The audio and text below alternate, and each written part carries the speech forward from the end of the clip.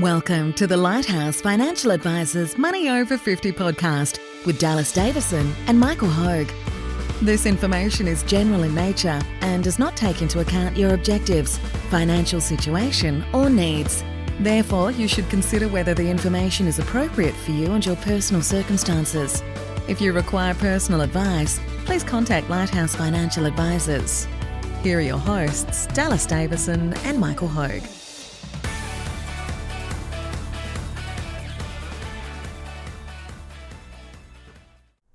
Hello and welcome to Money Over 50.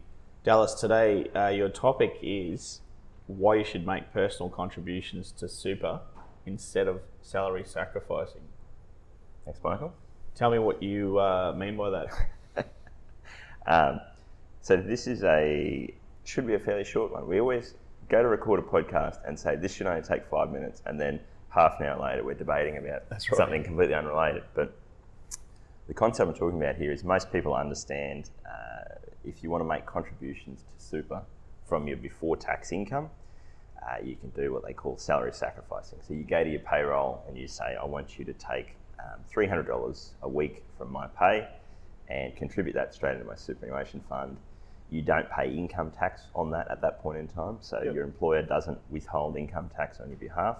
It goes straight from your pre-tax income straight to your super fund.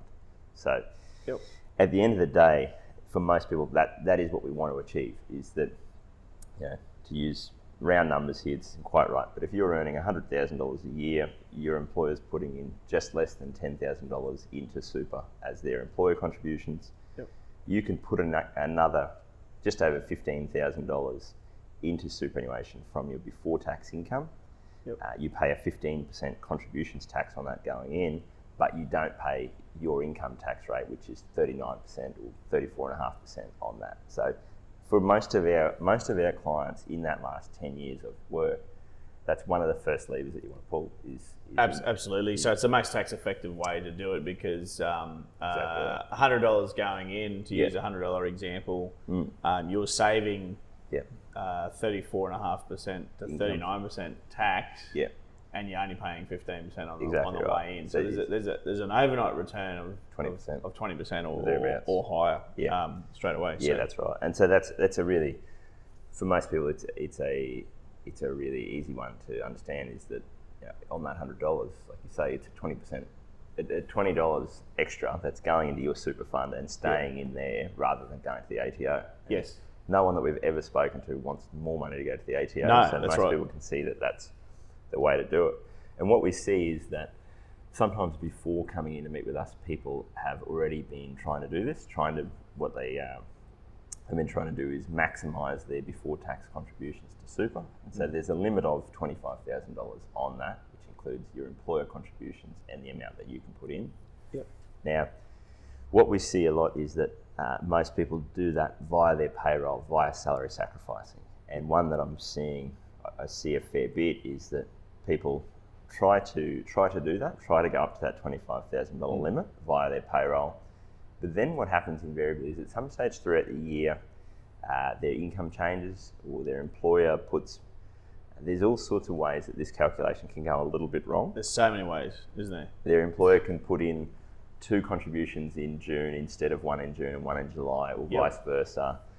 Throughout the year, their employer's given them even just a 3% pay rise as part of their EBA.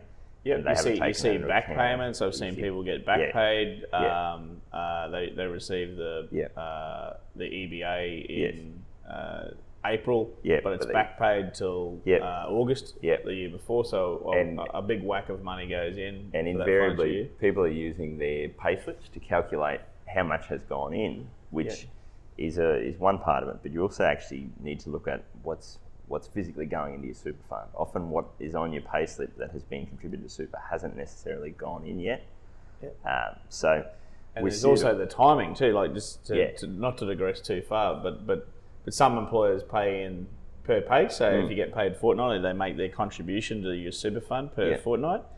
However, by law, they're only required to pay in every 3 months. And there's a lag there too, because it's if you start work on the 1st of April, there's 3 months exactly to the end of June, the end of that financial year. However, it doesn't have to go it mightn't fall in until the following, because they have a month after until the last day of the July. quarter, so no money might go in. Yeah, and so it actually used to be the case that if you were an employee, you couldn't make personal contributions into super and claim a tax deduction for it. So you had to do it via salary sacrifice, which was a real pain for a lot of people, and we spent a lot of time trying to get those calculations exactly right.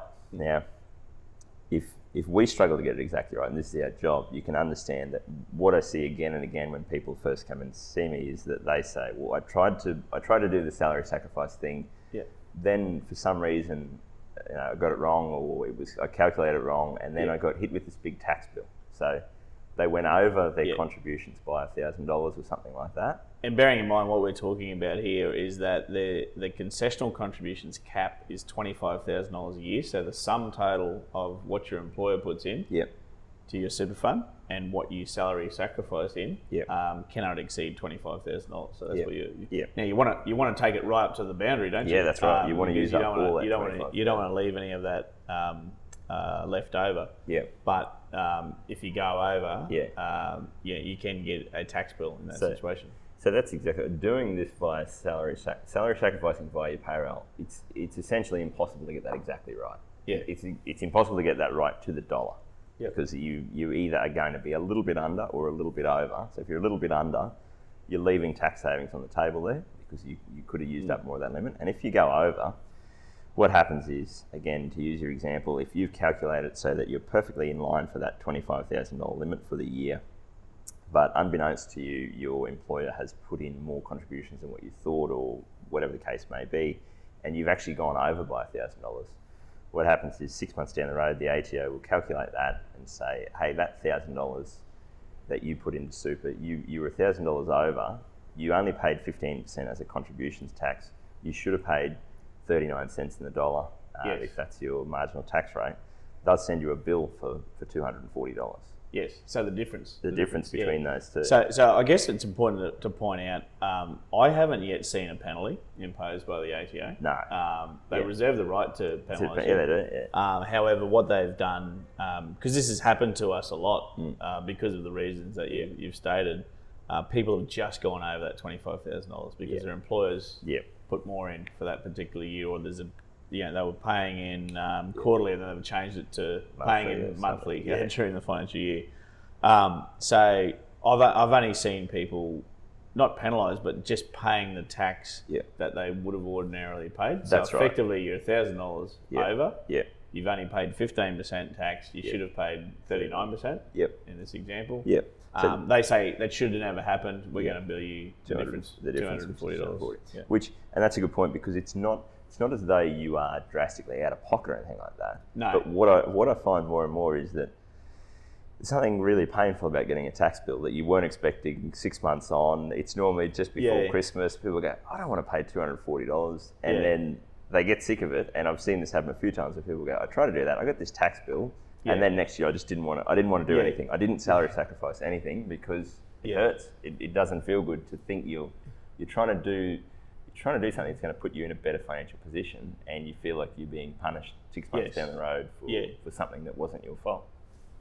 So I completely understand it. So what we've actually moved to is a different way to take advantage of that tax saving. So again, using that example of someone who's earning $100,000, their employer's putting in just less than $10,000 for the year on average. But as we said, we don't know exactly what that amount will be. So what we would do in that case is say to that person, let's make $16,000 a year as a personal contribution into super. So every week they can be paying into their super account the amount that will bring them up to that $16,000. It's about $310. About $300, yeah.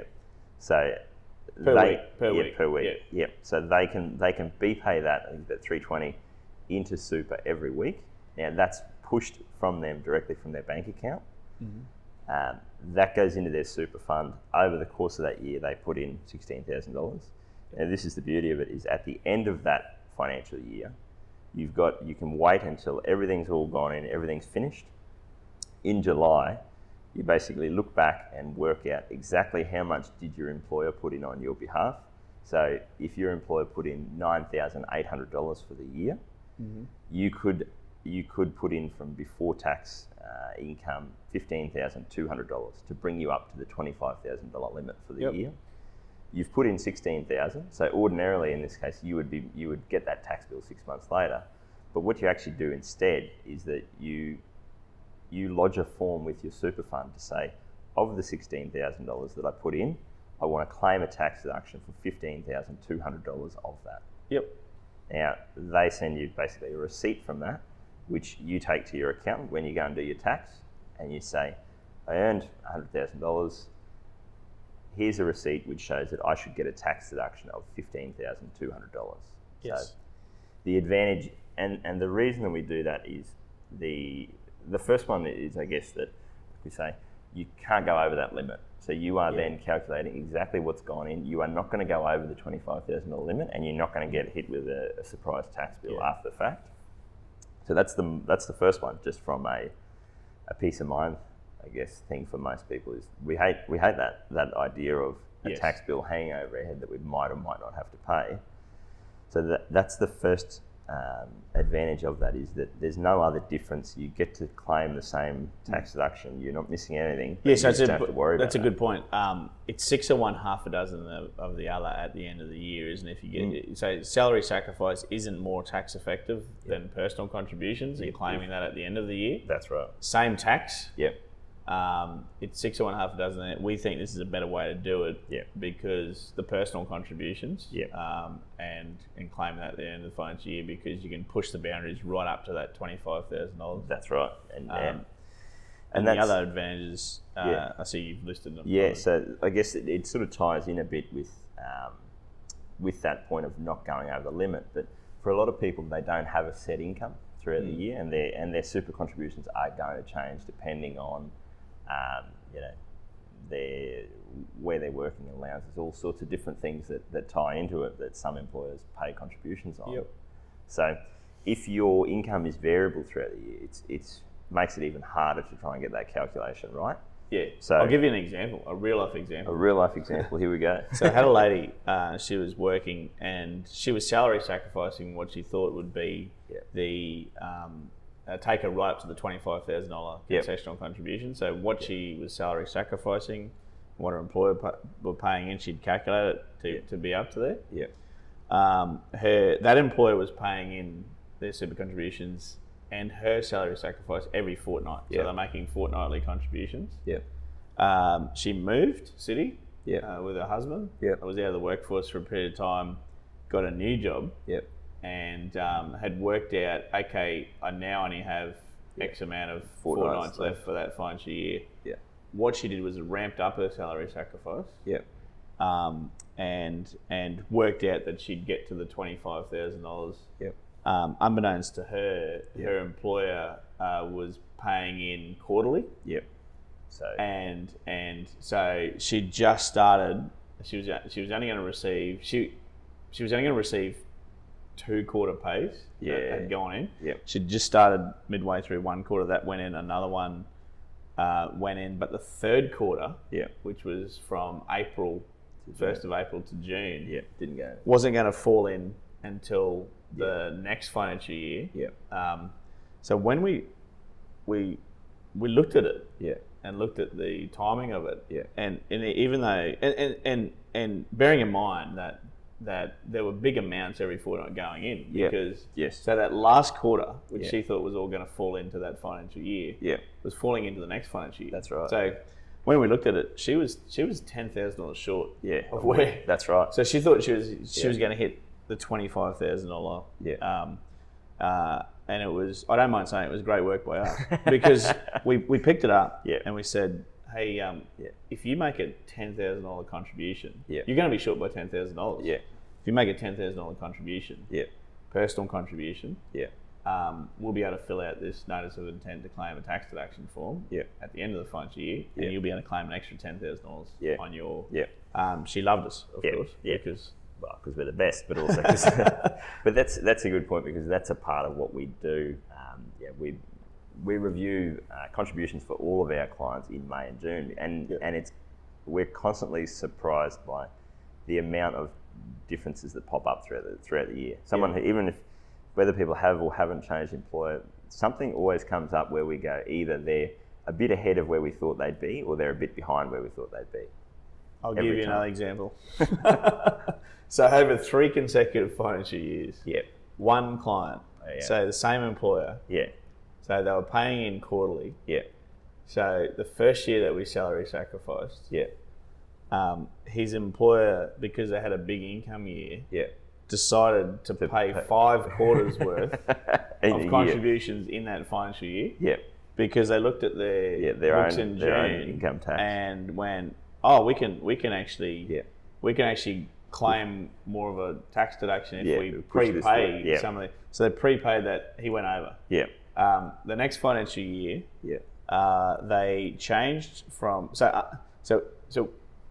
he was over that year, but he was going to be short the next year. So we changed and ramped it up for the next year because only 3 quarters should have fallen in. They changed to monthly midway through that financial year. So they changed to actually making contributions in monthly. So that calculation was that threw another spanner in the works. So what happened the 3rd year? I can't remember. Like it affected us for 3 years. But that's right. Like and it was through no fault of ours, no fault of his. It was just the employer had made changes behind the scenes that they weren't even aware of. But I would say that more often than not, that calculation, when we look at that in May, June, because we look at it in May, June, is there anything that you need to do for this financial year, make any top-up contributions or scale things back or whatever, and then we're also calculating for next year, what do we think you need to be putting in every week or every fortnight. I would say far more often than not, you have to amend that in May or June because it's not what you thought it would be. That's the employers change things a bit, their income's changed a bit, all those sorts of things. So this is one of those reasons is that it's not just if your income changes throughout the year, but if your employer changes how much they're paying, what they're paying, contributions on, when they're paying, how often all those sorts of things all adjust that. So it's actually easier to just assume that that's going to be completely different every year and make these as personal contributions and then look at it after the wash up and go, well, what can we actually claim? There's another couple of advantages of doing it this way. Is that for most people, especially if it's a couple, if you look at maxing out these contributions, in that case, $320 a week or whatever it is that we're saying you're putting into super, it's a big whack out of people's spare cash flow. So if that's for 2 people, $640 a week. Now, if you can do that via your own bank account, it's easier then because you're in control of that. So if you do that via setting up a regular BPay, you still have the same benefit of it just comes out every week or every fortnight if you don't change anything.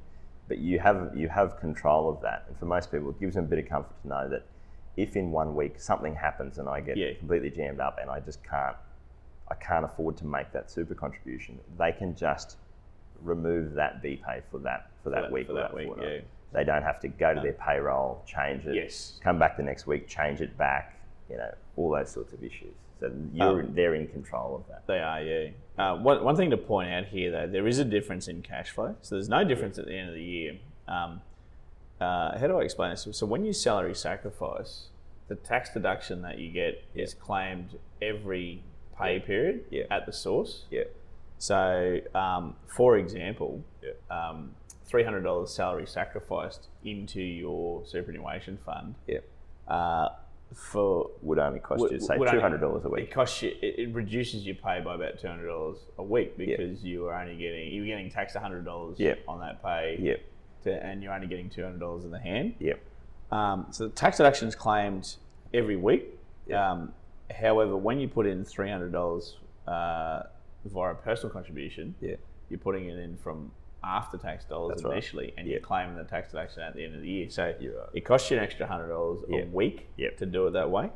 I actually like it better that way because it is a forced saving and it flows very neatly into my final point. Sorry, mate, I didn't want to steal your thunder there, but I'm going to because But you're exactly right. That for most people, and most people know this themselves, that the more you can reduce your pay each week or each fortnight, the less you will spend, if that makes sense. So in that case, if you were getting $200 in the hand and you know, the more you can actually make that a forced saving, put more into super each week, and then get your tax saving as a lump sum at the end of the year. So in that case, instead of getting a $5,000 tax saving throughout the year as $100 of tax saving every week, if you get a lump sum, when you get your tax refund, you get an extra $5,000 on top of what you thought you were. That's right. So, and nice round numbers for a couple, for the average couple, they're getting back over $10,000 That's right. as a tax return by doing it the personal contribution way and claiming it at the end of the year. So I actually say to people, hey, look, isn't this a great little thing here? You can go, that can be your holiday for the year. You've done all the hard work. That's You've right. put you guys together have put $30,000. That's right. Into your superannuation funds. And your employers have put in 20. 50's gone in for that year. Hey, fill your boot. Take that $10,000 tax return or $11,000 tax return or whatever it is.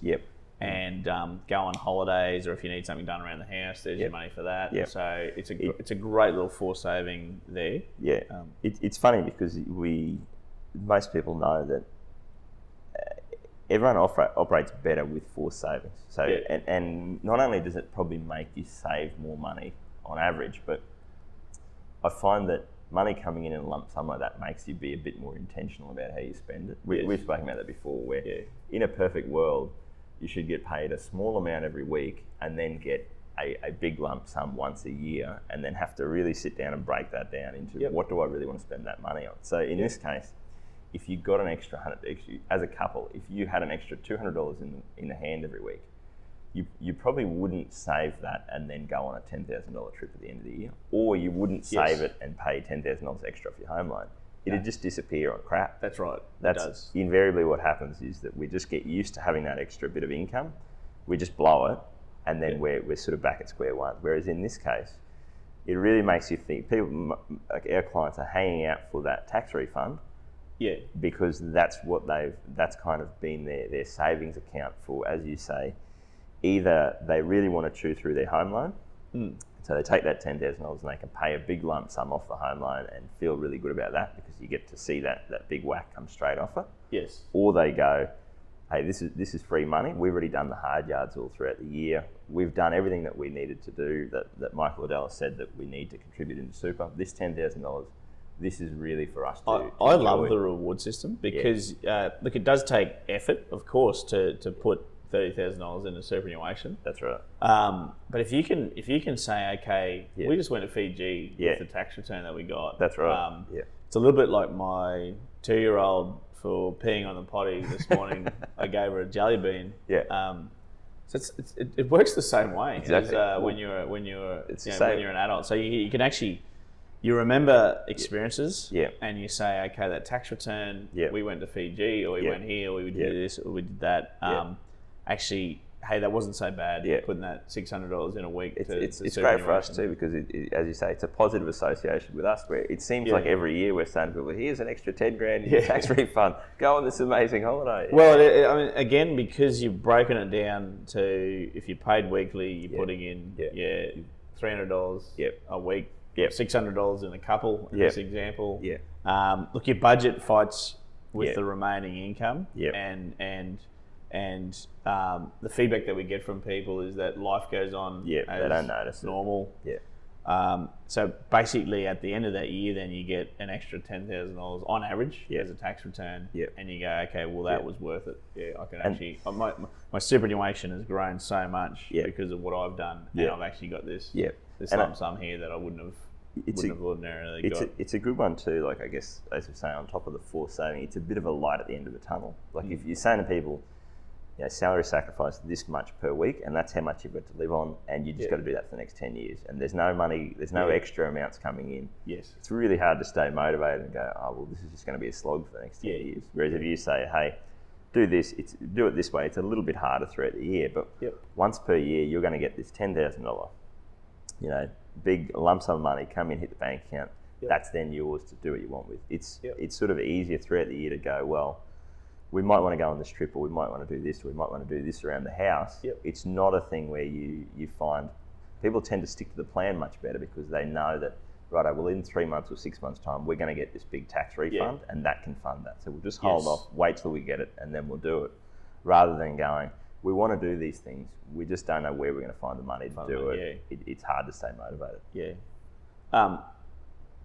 One thought that I had as well, just a caveat to this, we're not saying salary sacrificing is bad. Again, it achieves the same result. Exactly right. Yeah. There are, and it's the same tax deduction if you can get it exactly right. So what we're doing with most of our clients is moving to the personal contribution way. Yeah. However, there are a couple of important caveats to that.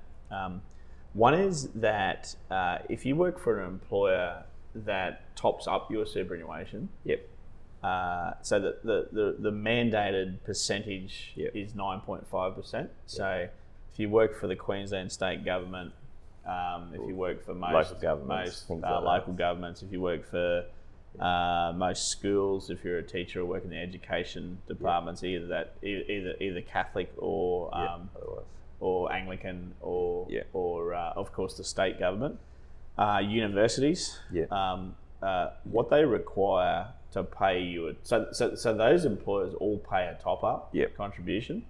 So look, a common one is that they'll top you up from 9.5 to 12.75%. So they'll put in an extra. But to get that, you actually have to salary sacrifice 5%. That's a good point, and it can't be done. It can't be done the other way. You have to do that amount. So for our clients who are in that situation, what we're often doing is keeping that 5% in place and doing everything else as a personal contribution. So just to make it simple. And the other one that I have I have a limited number of clients that run their fortnightly budget so tightly that they're actually already putting money away for their holidays and things like that.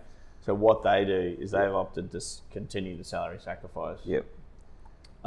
We purposely go under. We hit it. We aim to hit about 24 grand for the year instead of 25, so we can and then we look at it in May, June, and they do a top up of $1,000 each, for example. So it's certainly not. I mean, it achieves the same result, and up until 2 years ago, that was the only way. That was the only way to do it. If you were an employee.